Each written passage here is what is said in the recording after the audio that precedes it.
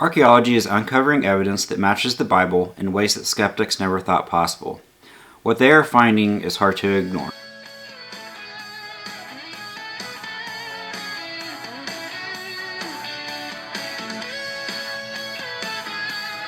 Today we're going to be going over one of my favorite topics, biblical archaeology. Now, this field of study helps us understand that the Bible is accurate and that faith isn't always blind. I'm going to be doing a few videos on this, creating a little mini-series on this topic, so I hope that you join me as we look to the past. To kick it off, we're going to start with the Tel Dan Stele. So this is the Tel Dan Stele. It's a 9th century fragmented stele found at Tel Dan, hence the name. Made and commissioned by Armenian King Hezekiah, it has an important inscription on it. It states, "From the house of David." This is very important because many people and skeptics thought that David was just a fictitious person out of the Bible that made for a great story.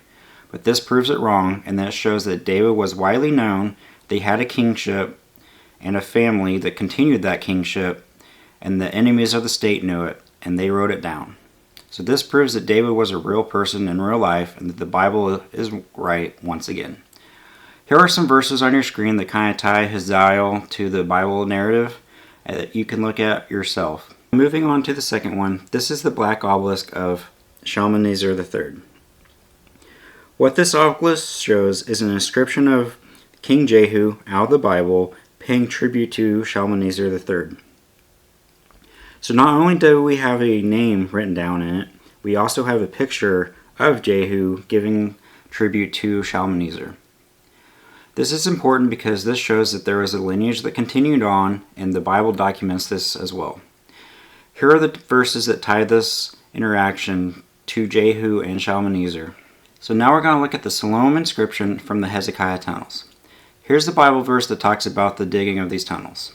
While looking through these tunnels, what they found was an 8th century inscription on the wall that stated that Hezekiah commissioned the digging of these tunnels so that Jerusalem would have clean drinking water during any kind of siege.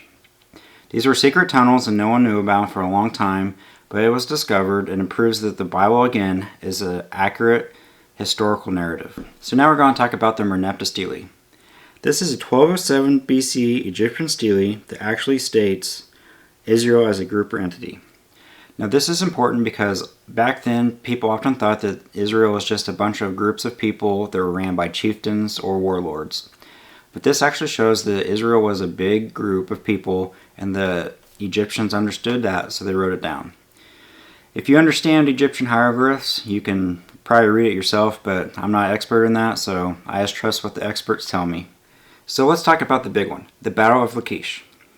Before we talk about it, I suggest that you read these verses from the Bible so you can compare them to the archaeological finds, so you'll understand that the Bible was very accurate in its depiction of what actually occurred. So as you can see on your screen, this is Lachish. It was the second most important city in Judah at that time, next only to Jerusalem.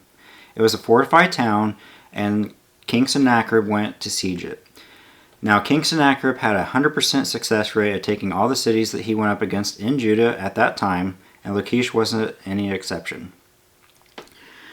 The historical findings show that there was a big battle there by finding lots of arrowheads and slinging stones, and they knew that there was a big battle that had occurred. As you can see now, this is a siege ramp that was actually made by the Assyrians to get up and breach the walls of Lachish. Now Lachish fell, and King Sennacherib also documented this. So these are giant murals that King Sennacherib had in his palace at the time, showing him sieging Lachish and destroying Lachish. This is King Sennacherib himself sitting on his throne on the battlefield, and showing that there are lots of people dying and being taken in as slaves. Now this story doesn't stop at Lachish. It goes all the way to Jerusalem, where King Sennacherib was unable to keep and take Jerusalem.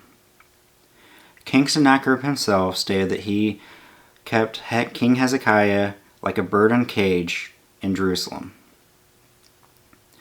If we read the Bible story of this, though, it shows that an angel of death came and killed 185,000 of the Assyrians, and they had to return home to Nineveh.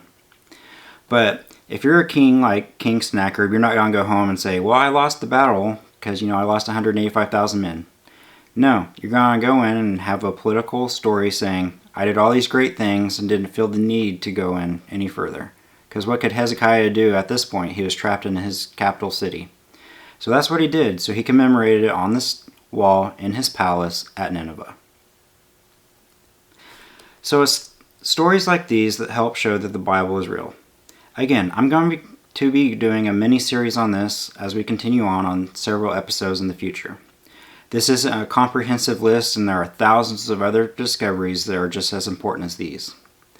The thing that makes these and ties these together is that other than the Siloam Inscription and the Hezekiah tomb, all these were made by extra-biblical accounts, mostly from enemy states of Israel. So, this shows that the Israelites were writing down stuff in the Bible, and that the other actors or enemies were recording the same history.